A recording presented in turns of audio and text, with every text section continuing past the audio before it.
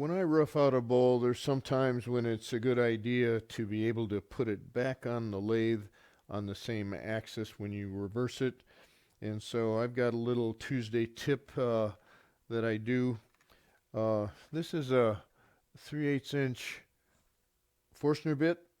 I use this one because it's got a pin out of it so that I can use it for my glue block method to have a little dimple left over. If you don't have a Forstner bit like that, just a brad point drill bit will work too. That's got the pin out, the point out from it. And I'm going to drill a little 3/8 inch hole in using the drill hole from my first axis of roughing it out and get that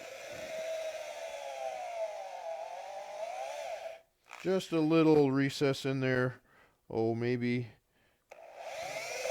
1/8 of an inch deep. Okay, now for you people with a robust live center, we've got this big hunkin' pin that I can turn around backwards and put that in